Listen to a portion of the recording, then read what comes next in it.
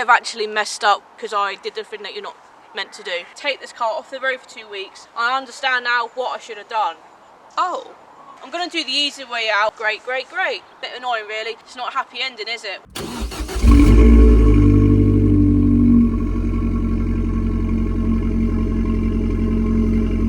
Hello guys, it's another freezing cold day and I'm out here on this YouTube hustle game. So let's get into this video. Yeah, I have actually messed up with the Abarth. So this is a confession video, an admission video, and a video explaining what I've done, so you don't have to do the mistake and do what I've done.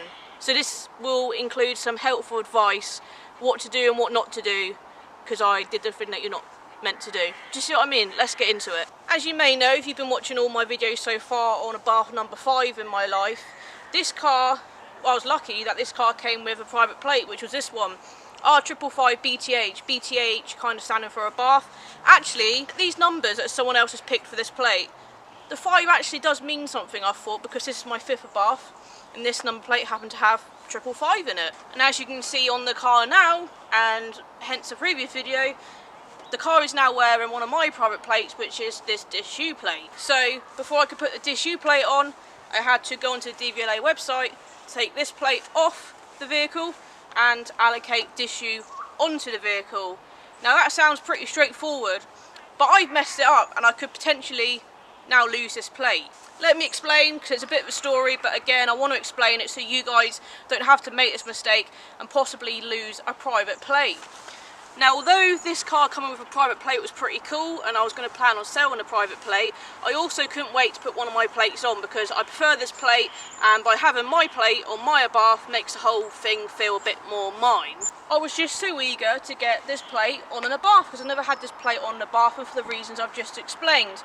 Now, before I could even begin the process of putting the DISU plate on, I had to wait for the V5 to come through in my name, and obviously the V5 was in my name with this Abarth on the logbook, and when I received the logbook, obviously that then meant that R555 plate was officially in my name as part of the car, part of the sale. So once the V5 came through, it was in time, so I thought, to allocate the DISU plate onto the car. Now let me tell you what I did. I went onto the DVLA and I went and put DISU onto the Abarth. Great. I then physically put the DISU plates onto the Abarth. Great. The logbook came through saying that the Abarth was officially on the DISU plates. Great, great, great. So I thought. But hang on a minute, in that process, I never paid the £80 to put the R555 plate on retention. Oh. So as time goes by, I'm thinking, what have I done with the R555 plate? Where in the system is it? Yeah, that's what I'm thinking basically. And as that time goes by, I'm then again remembering I never paid an assignment fee to pay to get that registration in my name on a retention. I think it's going to be okay. I'll phone the DVLA and they'll sort this problem out for me. Let's get on the phone, let's get this problem sorted, let's do it. What am I doing running around a car when there's a car watching me? I don't know. My idea, my escape out of this mess was simple. I'd phone the DVLA, say, look, I think I haven't taken off a plate properly. Can I just phone you guys, give you the £80 and then you can put the R555 plate on retention? No, you should have done that in the first place. So now, yeah, let me explain. It wasn't as easy as a phone call to DVLA, paying the £80 over the phone. Basically, what I'm trying to do is get the R555 plate in my name on a retention, and at the moment it's just floating around in the system because I've gone and put the DISU plate over the R555 plate, and I shouldn't have done that. I should have put the R555 on retention and then put the DISU plate on the car. No, it's not even as straightforward as that, is it? No, it's not. And as the saying goes, it was at this moment she knew she had up. Yeah, I had. Now, to be fair to the DVLA lady who I spoke to, she was actually very helpful and explained everything very well to little me who has to be explained stuff very basically, short and simple steps. And I understood it in the end. I understood where I'd gone wrong. I understand now what I should have done. It is proper foggy today and you might be able to see that behind me. But what I should have done was paid £80 and put the R555 plate on retention. Then with the R555 plate physically off the car, I'd have to wait for the logbook to come through with its original 2018 plate on. I then would be able to take the original plate off and put the disused plate on. I skipped a step, didn't I, guys? I didn't take the R555 plate off. I didn't pay the £80 and put that on retention, and I went and put the disused plate over the top. Now, this is bad news in a few ways, because it's now going to cost me £160 to get the R555 plate on retention and in my name.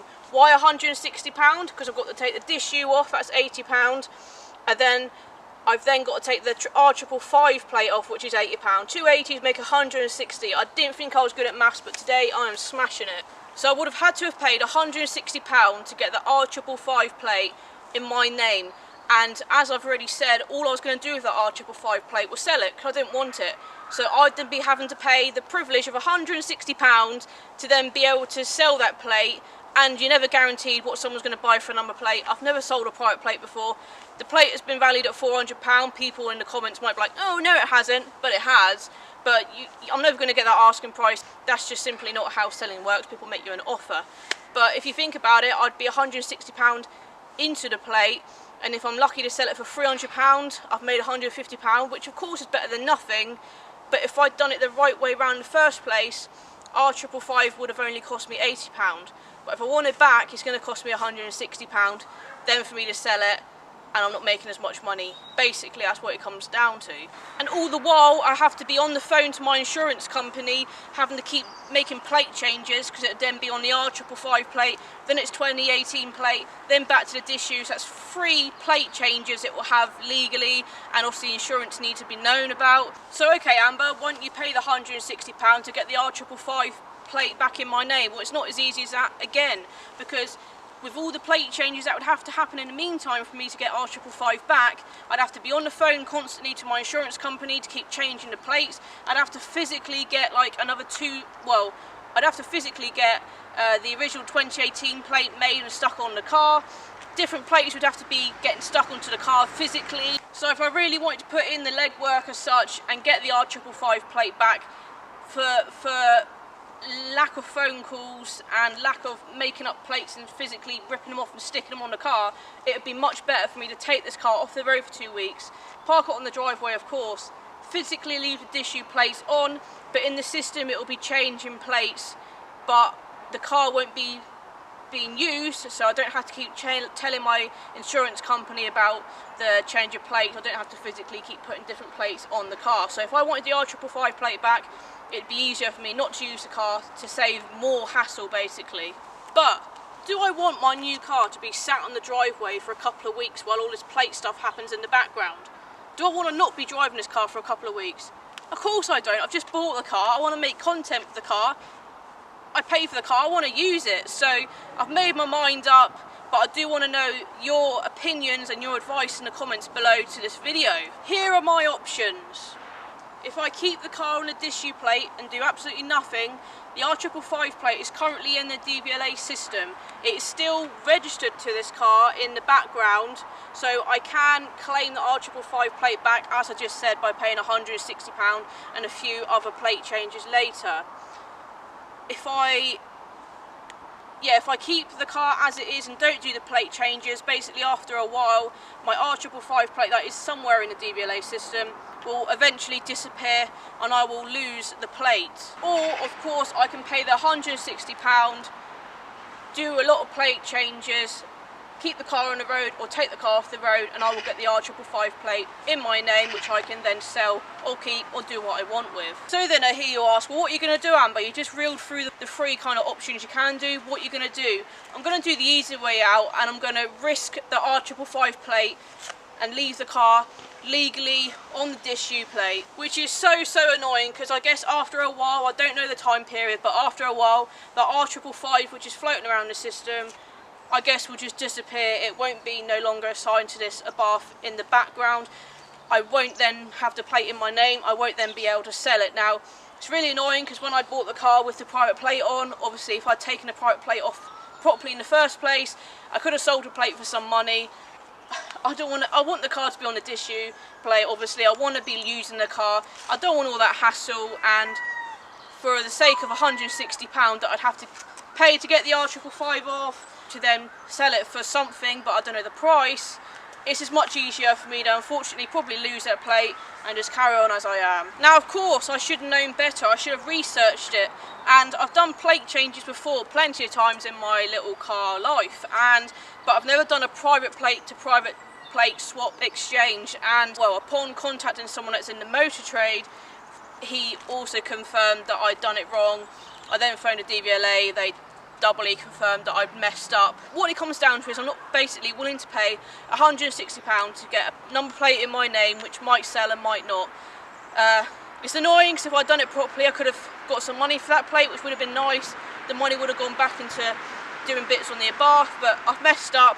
I'm going to not pay the price because I'm not going to get the plate back, but I'm going to pay the price of potentially risking the R555 plate so I can carry on with the car legally on the issue, carry on using the car, and we'll just forget the R555 plate never happened, although I physically got an unplate in my boot for the sake of this video. So you could say, for the sake of YouTube, I've made this mistake so you guys don't have to.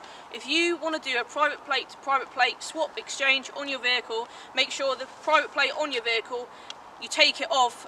You go on a DVLA website and you pay the 80p to take it off and put it on a retention, and then after a few days of logbooks being issued you can then put another private plate on.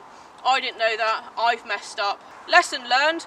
I'll definitely learn from this mistake in the future, whether I do a private plate to private plate swap in the future. So that's the tip of the day of how to exchange your plates, swap your plates properly, something that I didn't do, but I now know. So, you know, you learn from your mistakes. It's a bit of a costly one, because I won't be able to sell a plate that I don't physically have in my name. But it is what it is, really. I messed up, I confess I messed up, I made a mistake, and all I'm going to do is just learn from it. And what was the thing I was going to say? I'm just going to own it. So guys, that's the end of this story time. It's not a happy ending, is it? Well, yeah. I don't know, that's the end of this story time video. As I say, I wanted to get this video out there to explain where I went wrong, and so you guys don't make the same mistake I have done. That's kind of a few reasons for me putting out this video. But do stick around if you're enjoying the video so far. Let me know in the comments below. Give this video a big fat thumbs up, a big like, and stay tuned because I have got a box of Abarth bits and pieces, shall I say, that we will be doing to this car. So the car, as I say, it's going to be in my ownership for a long time, I hope, and things are going to get done slowly and steady, as I've said already in these videos, and things are going to start to get done.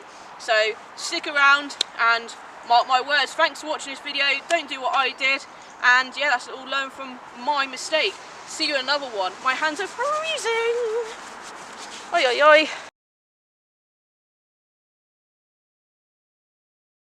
Through the free changes, the car will, no, 2018 black back, no, waited for the original plate to be,